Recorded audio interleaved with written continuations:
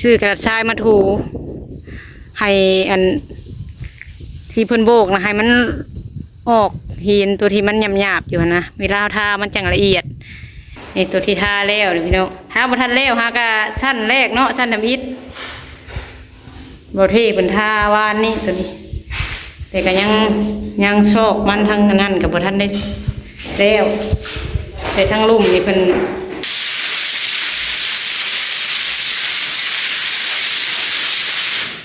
สิได้ยินแต่เสียงอันนี้เลยพี่น้องเลย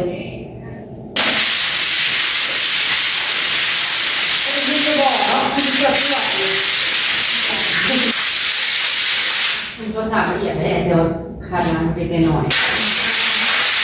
โดยกับสบายดี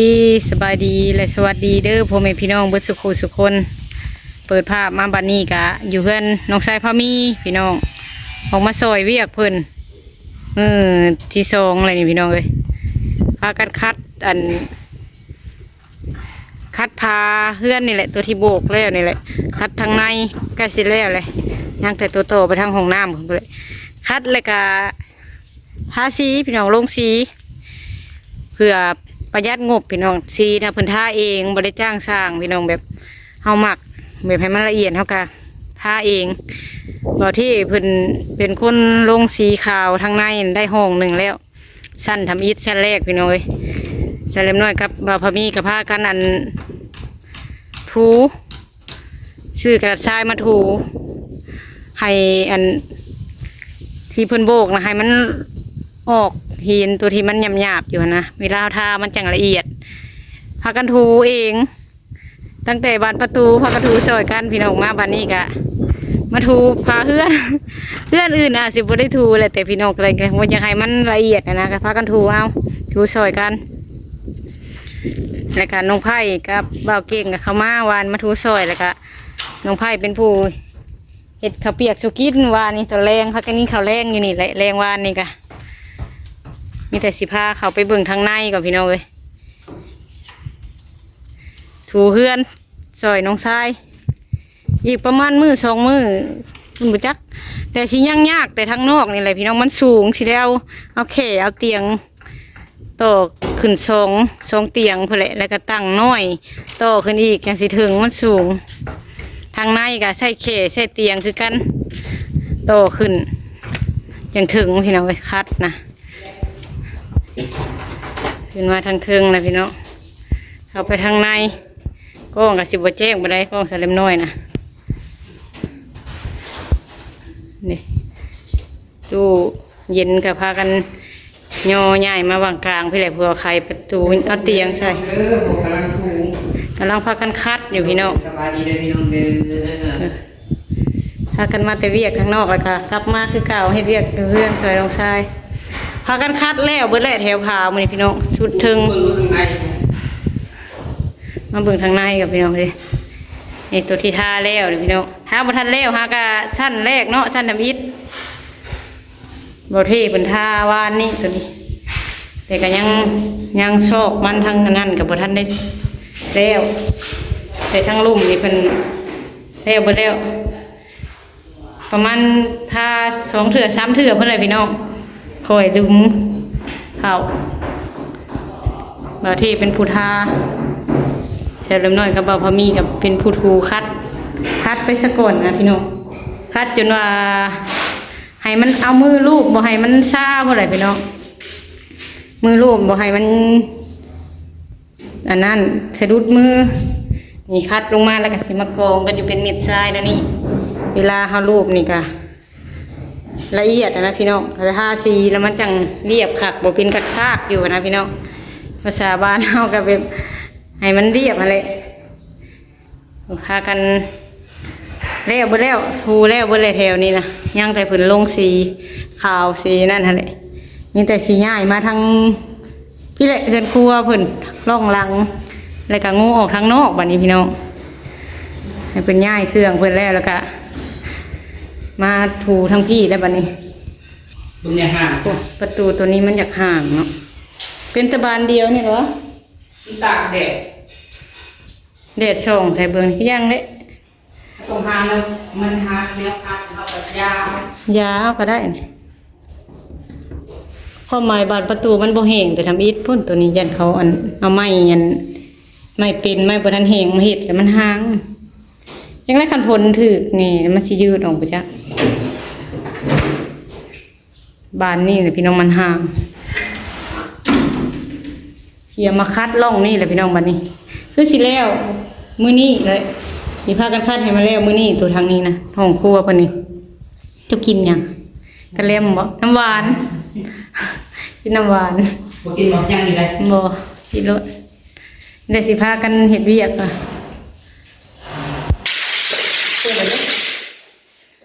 โดยพี่น้องก็สิมาทูคัดให้มันตัวมันหยาบๆนี่ออกส่วนใดส่วนหนึ่งอะไรพี่น้องเพราะว่าเขาท่ามันเรียบมันงามถ้าจะได้อย่างนี้พี่น้องมันแต่สีไข่นี่น้องมันสิบ่สู้มือทันสันแบบมันมือสีทะโล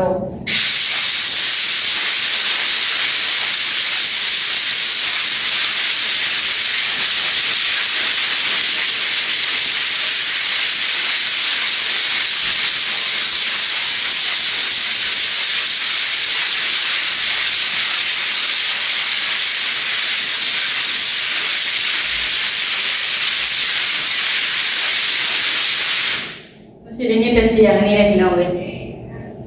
อันแล้วกับต้นแรงมันเป็นต้นแรงน้องจะหน่อยเดี๋ยวจะไหวกำลังมาดูสวยมันคักเลย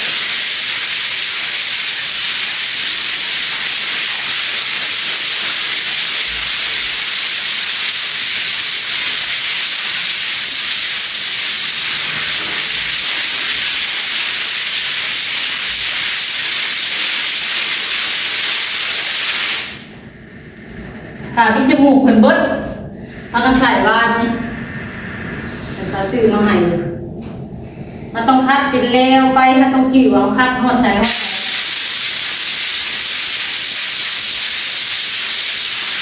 วันนี้ก็ขึ้นเตียงเลยมันสูง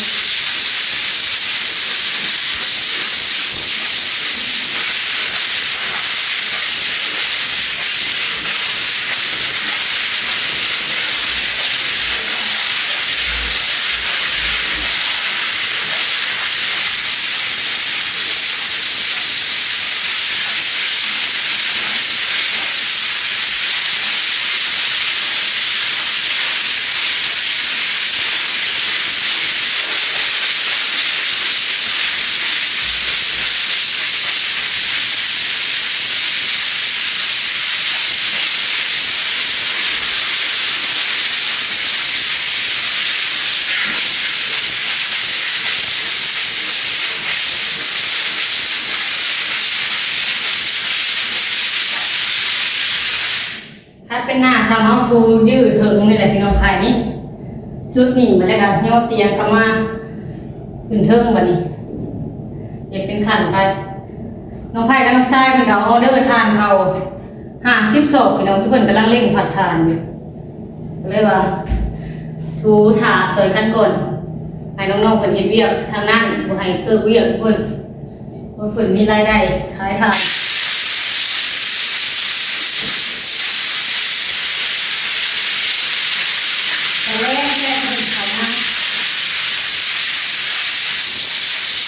เถื่อเพิ่นจะเข้ามาเฮ็ดอยู่เฮ็ดกินให้กินพี่น้องแบบ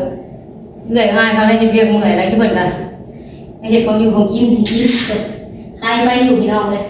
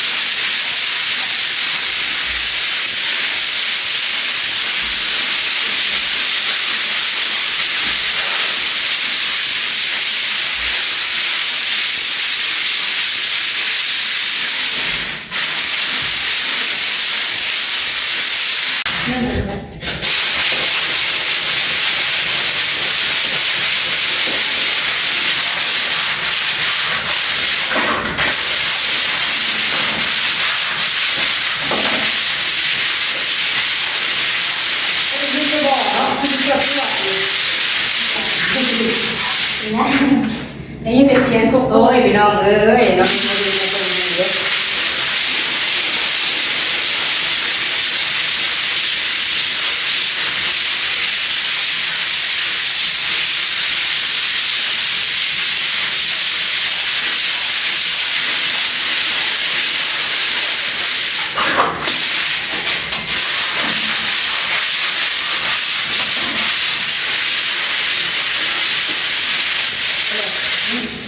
เอาไปเนี่ยบอกมันถูกห้องเนาะ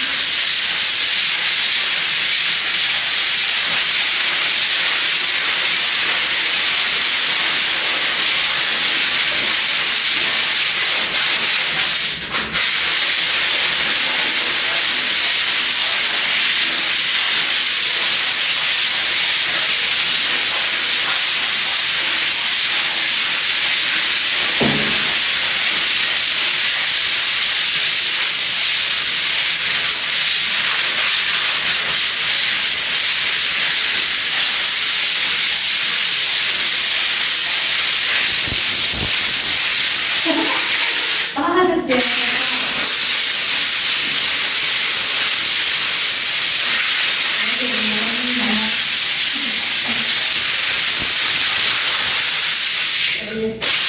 ลูกเบิ่งในบ่มีชื่อหรือยาก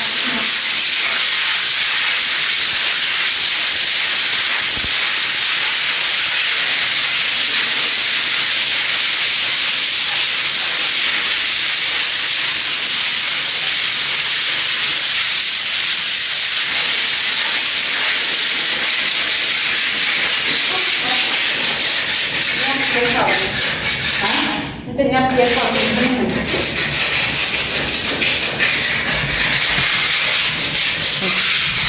ยังไปใส่ ยับเข่าพาไปแล้ววันนี้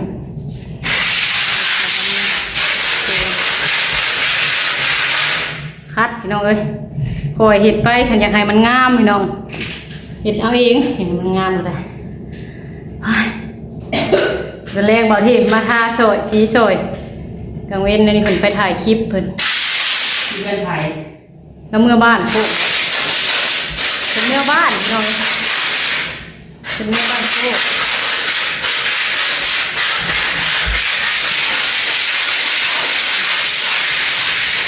จะพากันยาวเสียงกัน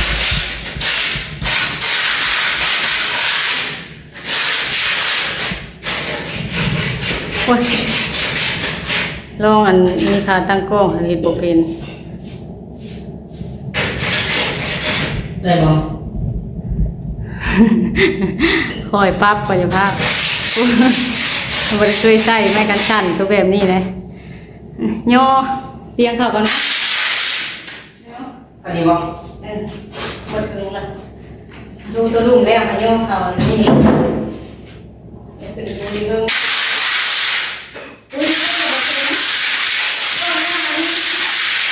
ตอนขึ้นนี่จะบอกวิทย์ก้องเลยนะต้องมาดูลำกระต่ายนี่ขึ้นไปเลย บ่เห็นหัว ยังมาเทิงเลยเป็นตั้งอีกน้ำหนึ่งจึงเตียงให้บนเทิง มันก็สามละเอียดแหละเดี๋ยวขาดน้ำเล็กน้อย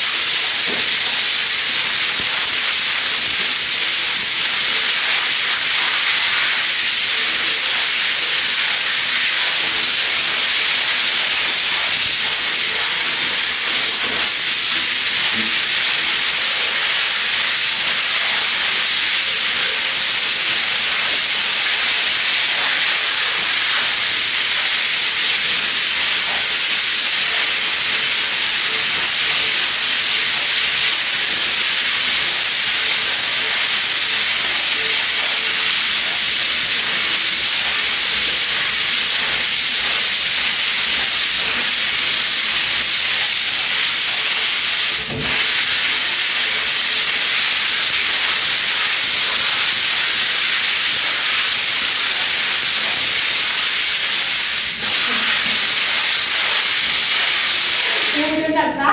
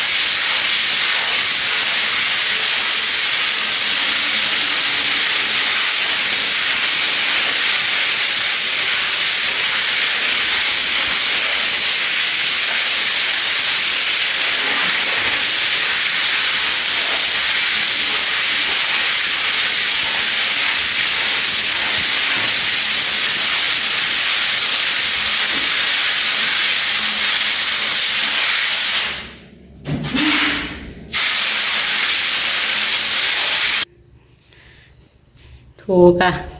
ขึ้นเตียงในบ่เทิงได้พี่น้องเลยต้องได้ต่อเอาเก้าอี้ตัวหนึ่งมาต่ออีกมายืนคัดแล้วก็ย่ายเป็นน้ำเตียงดีสุดเทิงพุ่นแล้วก็ย่ายเตียงใหม่กันจังใดคลิปนี้ก็สิลาพี่น้องกันเด้อพี่น้องเด้อขอตัวไปเฮ็ดเวียกก่อนสิพักก็ดูให้มันแล้วเลยทางในเพิ่นครัวมันนี่แหละดูให้มันแล้วก่อนถ้าพอดีแหละจังหน่อยแม่จอยเพิ่นก็ว่าสิมาซอยพอดีมาทูซอยกันต้นทุนบ่หลายพี่น้องก็พักกันทูเอาเห็นเอาอยากให้มันละเอียดให้มันงามกับทูเอามาซอยน้องชายมันจังได้คลิปนี้กับศิลาเลยเด้อพี่น้องเด้อขอบคุณหลายๆที่ให้กำลังใจเด้อพี่น้องสำหรับคลิปนี้ขอลาเลยเด้อพี่น้องเด้อหากันเฮ็ดเวียกให้มันแล้วก่อนบัดนี้